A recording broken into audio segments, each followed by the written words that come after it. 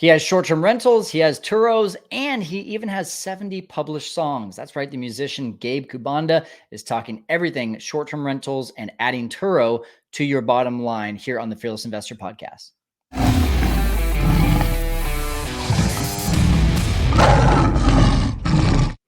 Hey, welcome into the Fearless Investor Podcast. You are listening to me, Kyle Stanley, and just taking a second here. If you have not already learned about this, I have started another project, another passion project of mine, which is called the Setup Man Podcast. If you're a baseball fan at all, you will love what I'm doing, especially just given the fact that we just went to the winter meetings for the first time. If you're not a baseball fan, you can just go ahead and skip past this, but it's a really cool thing for me. This business has given me a lot of time to be able to do the things that I'm passionate about, like being a new dad and being a great husband, but also now bringing baseball back into my life. And speaking of that, one of the reasons I actually bring that up is because our guest today, Gabe Kubanda, is a musician. He started out with Airbnb out of necessity because his business, as you'll hear, actually took a tank during COVID. It was a basically kind of like DIY concert coming to you tour van, and it kind of just stopped. So he had to figure out ways to make money. But now that he's been able to create a pretty automated short-term rental and Turo business, he's been able to go back to those passions of music. And that's something that we get to talk about a little bit at the end. But really, I hammered home and really wanted to learn the numbers on Turo and like, is this really worth the time? So I'll let you be the deciding factor in that. Listen right now to Gabe Kubanda here on the Fearless Investor Podcast. Hey, I need to take a really quick break from this podcast. And if you are a loyal listener of the Fearless Investor Podcast, you're probably either a business owner or looking to start a business. And for that reason, you need to make sure you're doing things correctly, down to the T. From forming the correct LLC to bookkeeping to understanding the tax code and more. It's all really the boring stuff, but it can make or break your business. In fact, if you aren't doing it correctly, you could be like 98% of other business professionals in the US and overpay on taxes. Don't do that, guys. Be the 2%. And that's why I rely on Easier Accounting, and so should you. Easier Accounting is a team of tax professionals that will set up your LLC, keep your books, file your taxes, and they can even repair your credit. And just so you know, I myself use Easier Accounting, and this came after using a similar company that, really being blunt here, completely ripped me off. So when I started using Easier Accounting, I came in a little bit skeptical, but as I started talking to them, I could really tell they had my best interests at heart. And you know me, if I'm not a professional, I'm not going to do it myself. I'm going to outsource that stuff. And I hope you will do the same and use that same mindset to hire professionals to help you form and manage your business. Easier Accounting is absolutely the way to go. Go check them out at fearlesskyle.com/easier accounting. Guys, welcome into the Fearless Investor Podcast, Team Fearless and 6FF community out there. We are excited to have Gabe Kubanda not only on the podcast, but Gabe's going to just like play us in for 10 seconds here. Go for it, Gabe. Hey guys, how you doing? I'm lucky to be here on Kyle's podcast. Fearless Kyle, yeah. How fearless are you, man? Do you jump off of a bridge? Oh God, nope, not going that far. Helicopters. Inquiring minds want to know. Let's go. What's up, Gabe? How you doing, man? I got some Flight of the Conchords feel out of that. Those are guys who are one of my influences from back in the day, for sure. I like it. That I can sing those songs. I can't play those songs. I pretend to dabble in guitar, but the pretend is really the key word there. Well, brother, thanks for being on the Fearless Investor Podcast. I'm really excited because I know you have been building your business, watching our content, watching a lot of other influencers. I use that as a very quotation because I hate that term, but the people out there that are helping others to build Airbnb businesses and short-term rental businesses and mid-term rental businesses, you're kind of following everyone and taking a little bit from everyone. And I can't wait to hear how it's been influencing your path. But yeah, why don't we start with just your craziest short-term rental story? Let's start off with the fun stuff. Oh, shoot. Well, all right. Well, one of my first ones, COVID 2020, March 2020, transitioned from my normal job of touring and performing music on the road. All the tours shut down, threw a mattress in my office, turned it into an Airbnb. And oh, wow. what started the whole thing My second or third guest, this was like in early April 2020, um, were these crazy crackheads. Oh God. That it was just a room in my house, right? This little office room. Booked for one guy, showed up with like four disheveled people. You could tell they were on the streets. I was new, and so I wasn't. I felt like I should turn them away. I had a bad feeling, but then it was like, this is Phoenix, Arizona. It was getting hot, over 100 degrees in March and April already. Oh yeah. And I was like, man, maybe these guys just need a break. They seemed pretty down on their luck. So I let them stay. Uh, Soon after, I started seeing smoke coming out of the door, Oh and no. I saw the guy walking around with a big knife on his belt. Oh, get out of And my I house. was like, maybe he's a good old boy, a Texan boy, just has his knives and his guns and whatever. But just some stuff was off. They would leave late at night, get a bus somewhere, and but they were super quiet. And I looked up his name online because I just had a weird feeling, and it turns out he had a bunch of warrants for his arrest. One was like Oh jeez. assault with a deadly weapon, things like that. And I was like, whoa. Oh And then no. one night I did after they were gone, I was like, okay, I know something's going on in that room. I'm hearing more voices. I go in, sure enough, there's little baggies of like black tar heroin, butane lighters, Oh little gosh. armband thingies, pizza all over the floor. Like the whole room was just trashed, Well, you just got to have the nasty. munchies if you're going to do that much drugs. They had the munchies, man. They had everything. Oh Pepsi gosh. spilled all over. And so I called the cops, and because it was the early couple months of COVID, like it took 5 or 6 hours for the cops to arrive. They said they couldn't do anything because the guests weren't there yet. So they advised me just to put everything out in front and lock all the doors, change the door code, tell them not to come in. Uh, and then the guy had the audacity to give me a 1-star review. And of course, Airbnb allows those to stay. Yeah, and back then, yeah, their customer service was horrible, and it lasted for over a year. That 1-star review. Oh gosh.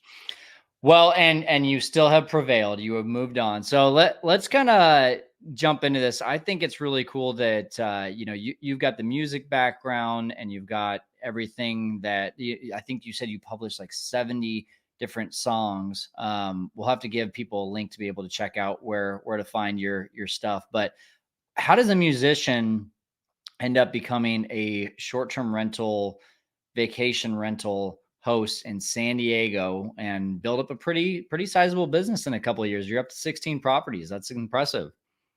I'll tell you a huge mix of luck and stupidity and DIY necessity. Nice. So we were in Phoenix at the time, touring. I owned my own concert tour, DIY concert tour. We took that all over the world. And basically, I, as a solo artist, would basically bring bands on the road with me, and Okay. I would package all the shows, book the shows.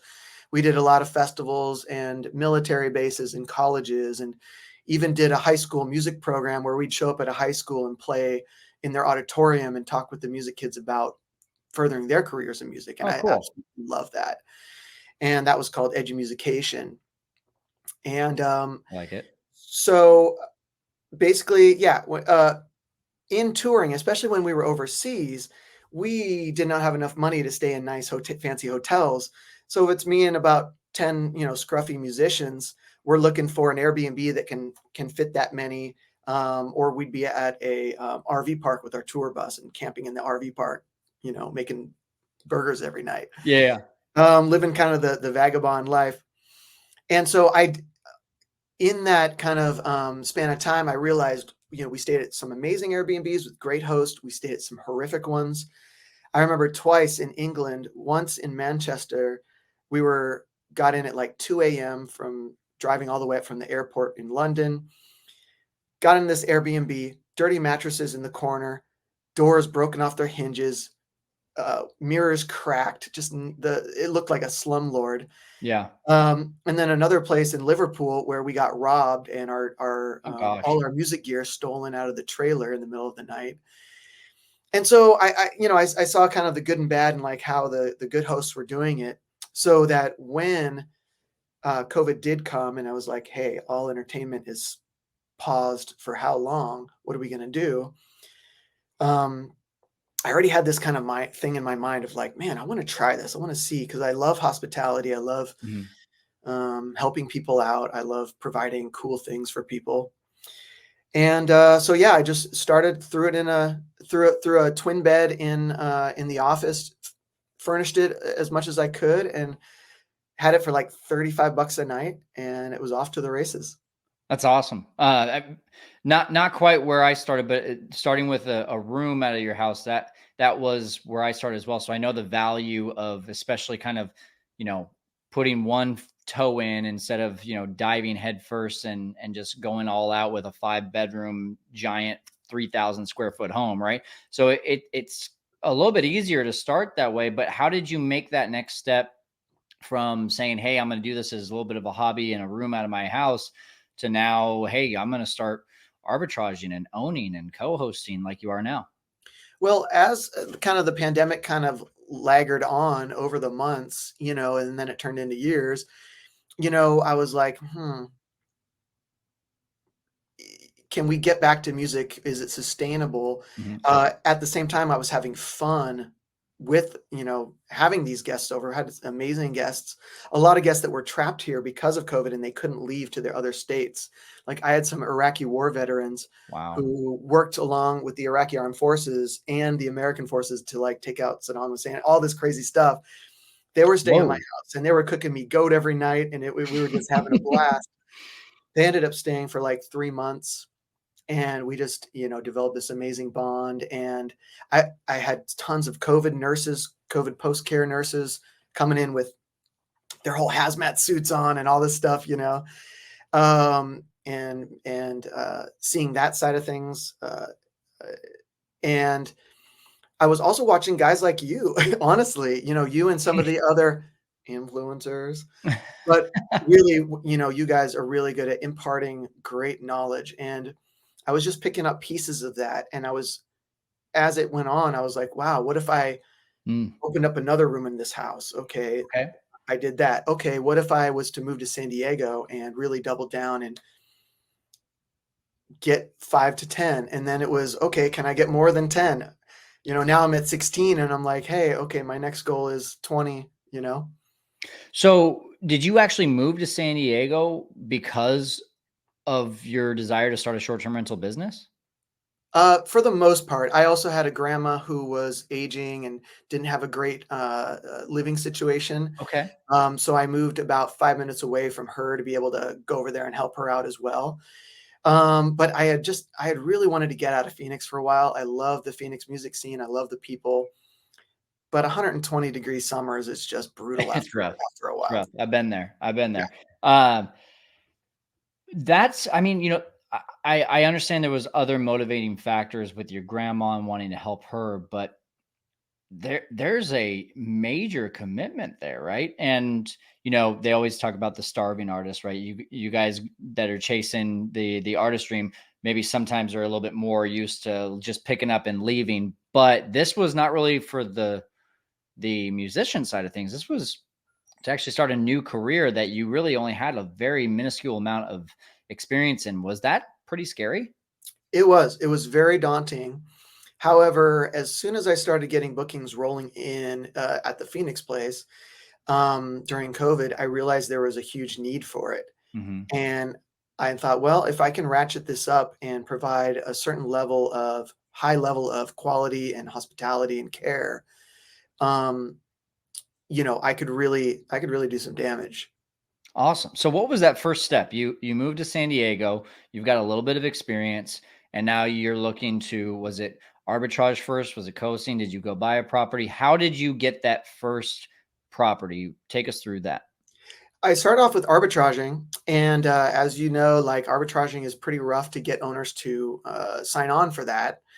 However, I probably called over 100 places, showed up at different Wow. open houses, got turned down left and right. Um, and one guy said yes and kind of took a chance on me. Now, because I had already done about a year in Phoenix of Airbnb, and I had all these 5-star reviews to show, aside from the one, heroin guys that gave me 1 star. Yeah.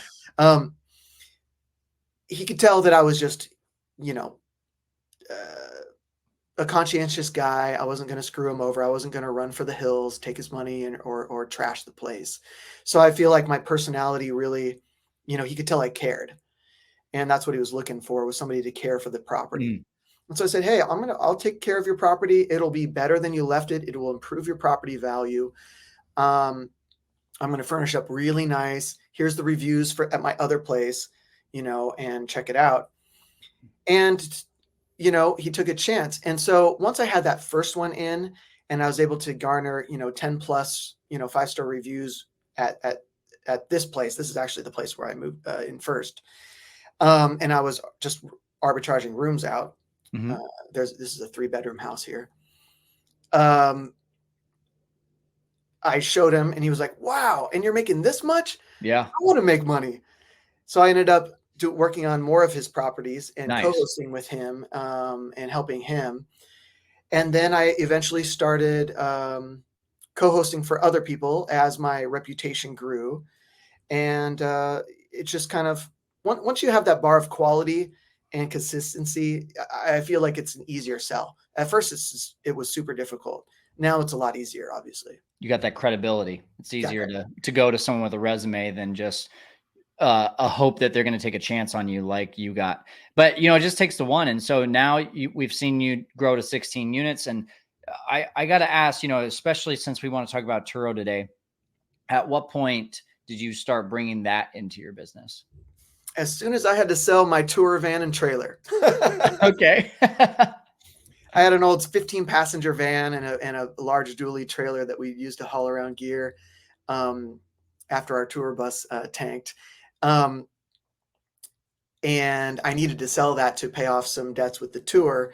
And I thought, well, I'd heard about Turo. I heard that it was the Airbnb of cars. Sure. And I thought, well, shoot, if I'm doing Airbnb, how much different would it be than doing Airbnb already? It's all about hospitality, customer service, timeliness, responding to messages, providing a good product. And I'm like, well, hey, I'm already doing that. Yeah. What if I can add this? And so as soon as I sold my van, I thought, I'm going to try this and I'm going to get a nice car. I got a Lexus. And I was like, well, I'll try it with this car. And as soon as I got it and put it up on Turo, this was about the time when all the rental car agencies had no supply because they had sold it all off. So there was a big demand for rental vehicles. And so it really hit the ground running, and I started making pretty good money on that. So much so that I didn't have a car to drive anymore, and I was taking Ubers everywhere. So it was like another problem to solve. Okay, I got to get another car. Okay. And then that kind of started me on my way. And now I just got my 7th. I just picked up a brand new Lexus 8-seater TX, which is a brand new Lexus large passenger vehicle, because I realized my most profitable cars are the ones with the most seats. Okay. And so 2 days ago, I put it up, and instantly, an hour after I posted it on Turo, I got my first booking. I already have my December pretty much booked up with this car. And I'm like, okay, wow, that was a good move. So let's talk about that car for a second. I want to know the real and raw numbers of Turo. How much are you making? Give me the all-in expenses. And you said you've already got December pretty much booked up. And I want to know the overall revenue. How much are the expenses? How much of a time commitment? Sell me on why I should be adding Turo to my business from a business numbers perspective. Woo. Well, coming from a musician and not a numbers guy, that's going to be difficult. But I will say, okay, I just got it on Tuesday, so I don't have a whole lot of any data really to show yet. However, I will say that as soon as I got it, pretty much 2.5 weeks are already booked up. So that's over half of a month. The monthly payments are around $1,300 a month for the Okay. car. Of course, insurance on top of that, a couple hundred a year, I believe. Um, How about like the cleaning, the maintenance, the gas? well, so a really cool thing with Turo is that the guests are paying for the gas, Okay. right? So you really don't have that. Let's say even gas is $5 a gallon or $6 a gallon, like it often is in California, especially for premium. We're not paying for that. The Okay. guests are. So it Gotcha. really doesn't matter. Are they Um, paying a cleaning fee as well? yep, they got a little Okay. cleaning fee added. Now, Okay. with new vehicles, you don't have a whole lot of maintenance for the first few years, and it's usually covered with a good maintenance, a warranty Yeah. package. Okay. So that's kind of a wash as well in the purchase price of the vehicle for the Okay. first few years. And I think that if you are near places that are near an airport, like I am, San Diego Airport, Okay. where you're near a lot of travel hubs where people are, needing to come here for whatever reason all year round, not just for vacation, but for conferences, for medical, for tech, for military. We have a huge military population Yep. here. I just had a DoD guy book for 5 months on a government stipend, and he also wanted one of my Teslas, and he was looking for an Airbnb or a furnished rental that had an EV charger. Well, some of my homes have solar and EV chargers that I've added in. Nice. So that makes it a win-win. So For I sure. would say, especially if you're going green, because a lot of people want to drive Teslas, especially if you have solar at your house, especially if you're in California or in a sunny state, and you're able to add in a wall charger for like Yeah. 600, $700. People are specifically looking to charge their EVs there, or that's an upsell for me saying, For sure. hey, you want to stay at my house? You need to get a rental car, take my Tesla, and you can charge it overnight and you don't have to worry about anything. Awesome. Okay. So I'm hearing about, let's round it up to $1,350, $1,400 a month in expenses. 1,400, probably 1,500, maybe Okay. And 1,500. what's that car currently? You said it's booked for like 2.5 weeks. What's the nightly rate on that car? It's about 120. 120. Okay. So if you're fully booked, right, you're making 3,600, take out the 1,500, and you're making 2,100 bucks on that car if you're fully booked. But what's an actual expectancy of an occupancy for a Turo? Depending on the car, it varies wildly.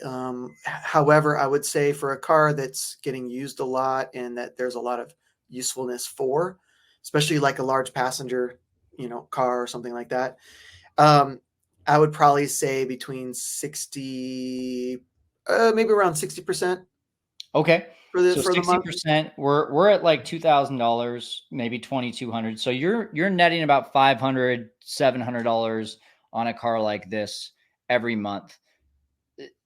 Does that Potentially, and just like with Airbnbs, you have Mhm. monthly rates. So instead of a $120 day rate, it might be $85 a day or $90 a day, something like that. Right, right, Right. right.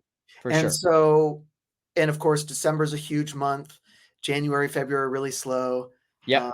November and October were really slow, but then March is huge. Uh, May through Mhm. August is big. And so it's kind of one of those things that you really want to take a yearly look at as opposed to a monthly Okay. and really save some of that profit for a rainy day just in case. Okay. So with what I just mentioned there, netting 500 to 700, do you feel like that would be a below average, an average, or an above average type of month? I say between 500 to a grand on that type of car, a more larger car would be about right. Cool. I Okay. think for smaller cars, maybe between 400 to 800, depending. Okay. So that's better than what I've heard. I've heard a lot of people are like, "Yeah, I'm netting 250," and I'm like, I just don't know if that's worth it. But 500 bucks or more, I can get down with that. What about Well, from I think Yeah. what you know, a lot of Turo hosts are suffering, and I'm not going to lie that I haven't. I'm just a guy figuring it out, just like everybody else. And I Mm. made some mistakes. I bought this gorgeous Lexus RZ earlier this year. Um, it was Lexus's first electric vehicle, and it's super luxurious. And I was like, man, people are gonna love this thing. No, hardly anybody rented it. Wow. And I Okay. took a So what do you big do in a L. situation like that? And I took a big L on that one. I was getting renters, just not enough to really make it actual. I was pretty much breaking even. Okay. And it was great to have as like, you know, a showpiece, like, oh, look at this thing. It looks amazing. But it really wasn't, you know, it was kind of pulling from the other cars that were profitable.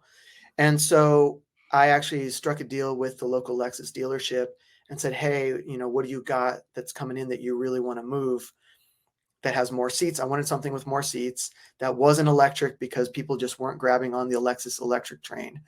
Mm. And they allowed me to trade it in for it. So it kind of worked out okay. Okay. There you go. So you didn't take a loss. You just, Not too huge of a loss. okay. Um, How so and so what I would say is that if you're a Turo host and you're just doing Turo, yeah, I've seen a lot of people get out of it because it's just overly saturated. However, if you're doing Turo for regular Turo guests and you're also marketing to your Airbnb short-term rentals as well, you're picking up an extra few bookings every single month. absolutely. So that has It kind of feeds what's both kept me businesses. going. Hmm. Yeah. Yeah. It seems like not only is it an income generator for extra income, but if someone sees on an Airbnb listing, hey, that this host also provides a Turo, now I've got a one-stop shop instead of having to go to Hertz or Thrifty when I get to the airport. Yeah. And that makes it a little bit more customer friendly. So they might book with you instead of booking with the person down the street who might have, you know, an extra half bath or something like that. I've even had a lot of people, even if my calendar for that week was kind of empty, um, people where they came to get a Turo, their Turo rental from some other host. The Hmm. host never showed up, or the car broke down, or just the host wasn't good, and Turo transitioned into my car. Okay. And then they've been so happy because, like, oh, you know, they know Gabe's gonna take care of them, you know, kind of a That's thing. good. So And yeah. I've been writing some notes. I got a few questions here. So I keep hearing you say, well, actually, before I get to that question, operations, right? How do I need to bring in another person for this aside from a cleaner? Are you doing the work? Talk about like what, especially me. I don't want to do the work, right? If I'm going to Mhm. bring in 10 cars for my 50 properties, I don't want to be driving and filling things up or taking it to the shop. I want someone doing that for me. Do you have that? And if so, what kind of costs are we looking at for that? Yeah, as of this year, I mean, I finally got someone who, like an assistant, who's helping me out with a number of things, Turo and the Airbnbs, kind of like a general manager for both. Great. And so um, they're able to take the vehicles down to the car wash. If you get a local car wash that has a good monthly platform and you can kind of deal with them and say, hey, listen, I've got 5, 10 cars, even if it's 2 or 3, do you have a monthly deal that we could work out, and I'll keep bringing them to you as Mm, much as possible.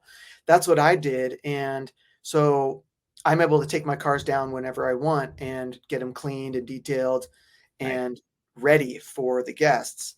And so that's a good bonus. And I think a lot of car wash places would like that. Now you could have a cleaner do it. I pay my cleaners hourly. So if the car wash is closed for whatever reason, I pay my cleaners to do it. You know, they get the cars prepped and ready. But basically, it's pretty simple, right? Gas it up or charge it up if it's an EV, have it washed, clean, and sanitized, and have it ready for the guests. Now, you can offer pickups for extra fees, like we charge extra for picking them up at the airport or Mm, dropping off a car at the airport. Turo has a thing called Turo Go, where it's contactless, so you don't even have to be there. So as long as you have your key fob or you can unlock it remotely for them, they can get in and just go. very nice. That's So good. there's a lot of technology that helps, although, you know, sometimes technology fails and The app isn't syncing with the car and the guest can't get in every once in a while, things like that happen, but Just like a guest who can't get in the front door for an Airbnb. exactly. Uh, What's okay, the so code? and at this point, you've got all that outsourced, is what you're saying. You've got someone doing that for you. For the most part, I still do it, especially with the bigger clients or clients that have gotten. I had one earlier this year that booked 2 houses and 2 cars for their Okay. family. So that was great. Myself and my assistant went down with the 2 cars, picked them up at the airport, took them back to the 2 houses, which were right next to each other, Wow, that's good. or like a house in between. And it was just the most seamless transition experience ever. They're like, oh my God, this is insane. Nice. And so having those type of experiences and those interactions, I know they're coming back next year. There's no question about it. You Very know, cool. it's just building up those return guests, as you talk about as well. Okay. So a couple more questions here. I've heard you say the most seats is what seems to work the best. What and that's in line kind of with an Airbnb, right? We kind of talk about more heads in beds equals more money. Right. What other factors should someone look at when they're looking at picking the right type of car, the right size of car, the right year, all of those things? Well, currently, for the people that are doing research on Turo and on the market, they have a thing called Carculator, like calculator, but Carculator Okay. on their website. It kind of gives some ballpark numbers. I don't think it's super accurate, but it will show you type of like what types of vehicles in what pricing range are doing the best or have the best ROI in a certain market. You can zero in on Orange County or Fresno or San Diego or Phoenix or whatever. However, when you're looking at other places, you'll notice that it's all the economy cars, it's the Fords, it's the Chevys, it's cars that you've already had and you don't have a huge payment on, or slightly older cars that you don't have a huge depreciation on, or if you're a mechanic and you can do the work yourself if there is maintenance involved. Those guys are crushing it and having the highest ROI possible. Interesting. However, for a guy like me who's buying mostly new cars and I'm not a mechanic and I don't want to be going under the hood, um, I want something with low miles. I want something with a warranty package. I want something with, a great engine that's going to last a long time. And then I can sell it or I can lease it back if I'm leasing, or, there's options to get out of it, or I can Yeah. keep it. Okay. So that's really interesting that you're saying kind of the economy car works the best. I would almost think like Airbnb, the experience is what people would be looking for on Turo, like the Jag or the Mercedes. What are those? The like kind of trailer with the shower inside Mercedes. The Sprinter vans and stuff. Yeah, the Sprinter vans. Thank you. That's not what people are looking for on Turo? They are as well. I mean, there's a lot of people booking those. However, with more premium luxury vehicles, you run the risk of just not having enough people looking to Yeah. that. What it's kind of like Airbnbs as well. If you're looking at the economy, and I'm kind of a realist, so I'm like, yeah, even if the economy's looking up, home prices still aren't coming down. Rents are high. People are getting laid off. The economy is very uncertain. There's several wars happening. Multiple other countries are not doing too well. Look at Sri Lanka. Look at all these other places that are imploding. We're going to have to be taking in more immigrants, which means less money coming in, or less jobs. You want to look at the whole picture, and you want to safeguard yourself. So you want to make sure that you're making good financial decisions, and that's just something that I think about. Even though it seems like I've grown fast with 16 properties in a few years, really it has been kind of meticulous and kind of planning those out to make sure that I'm not taking on much more than I can chew, and I've done that a little bit, as we all have. But then It's called also running being a able to, business. yeah, being also able to mitigate some of that risk as well, or find other avenues. For example, pivoting to midterm rentals if your short terms aren't Yeah. doing well, stuff like that. Yeah. My last question, I think, is the key one that I have not asked yet. You're in San Diego.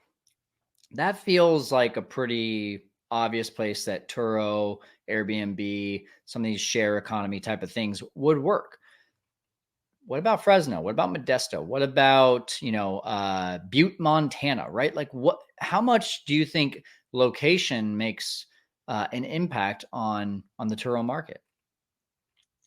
Well, even if you're not in a vacation market, as long as it's a place, as long as it's a destination for people for whatever reason, they're gonna need either transportation or housing, right? So if you're near a bunch of colleges or medical facilities or tech places where people are coming into, I mean, I'm sure Fresno it has a ton of tech still, the ones that haven't left for San Diego or Austin or Dallas or something. But I still think there's a need. You'd have to play with those numbers in those areas to really determine if it's going to be right for you. Uh, However, I feel like it's a smart thing to try out with your own car, especially if you're a two-car family. Maybe you're only using one. Maybe you're working from home and you don't use your car as much. Try it out, see how it Yeah. goes, see if there's a market for it. There's really no skin off your back. There are insurance levels that you can purchase through Turo as part of like a deductible program. So it's like if you want to have a zero deductible on this trip, you're only going to get 20% of the payout or something super low. If you want 80% of the payout, you're going to have a deductible, things like that.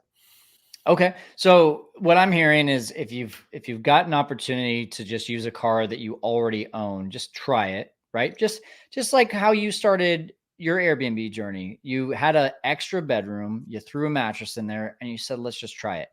What about the person, for example, my family, that we need to have our two cars? We can't rent out both of them. And maybe because I've got, 45 to 50 properties that I'm thinking this would be another avenue. What do you think? Should I go lease? Should I go buy something used? Should I go buy something new? What would be your first step in that kind of position? I would say if you're okay with buying a used vehicle and just dealing with the issues that come with used vehicles, um, then that would be the way to go. Except the used car market right now still hasn't come down much. Yeah. It's still pretty high. In that respect, I would say you might want to wait or suss out a really good deal before, not just jump into any used vehicle. Same with new cars. New car vehicles are coming down, and they do have a nice. Usually, they're adding more warranty packages and stuff, so that could be a good Yeah. option. I would also ask your guests who are staying at your Airbnbs already. Um, hey, what are you using to get around? Did you rent a car? Did you drive in? And see if there's a need, like if people are actually having to or if they're just Ubering everywhere and like, how much did you spend on Uber going everywhere? Oh, I'm spending hundreds of dollars. Yeah. Yeah. Yeah. Well, shoot, what if I had a car, would you just want to rent that, Yeah. instead? So those Asking could your be some customers. Yeah. It's those good. could be some, and honestly, it's been great. Nothing is truly passive in a way, right? And I know we talk a lot about Airbnbs and short-term rentals being passive income, but it's still a lot of work. It's just Mhm. less active than a normal job traditionally. And so it's a great feeling when I'm on vacation or wherever where my cars are booked out, they're running, making me money. My houses are booked out, making me money while I'm on a beach. That's what I want to continue to keep happening and in more and more. Absolutely. Gabe, what did I not ask about Turo that you think is important for people to know? Or did we cover everything? Man, there's so much you could fit in, but it would Yeah. take another 5-10 hours. Um, I would say, hey, if you're entrepreneurial, you want to try something, maybe try it with your own, if you can for a week, see if it works. Go onto Turo, check it out. I know there's other uh, platforms like Turo that are doing personal car rentals. Um, they're not too great. I've done a few of them, and I would just be wary. Yeah. However, here's the one tip I just heard about. Uber is getting into the car sharing business. Oh my. Now, Uber has a massive, massive base, and they already have all the drivers on it. They already have all this customer contact from all these years. it's billions and billions and billions of dollars, this industry that Uber has in their pocket. They just launched, I believe, in Boston and a little place in Canada, somewhere in Canada, maybe it was Toronto, I'm not sure. If they start putting it at more cities around the country, I think that'll blow it wide open. That means Turo's going to have to compete more. That means they're going to have to get better with their hosts, pay them more.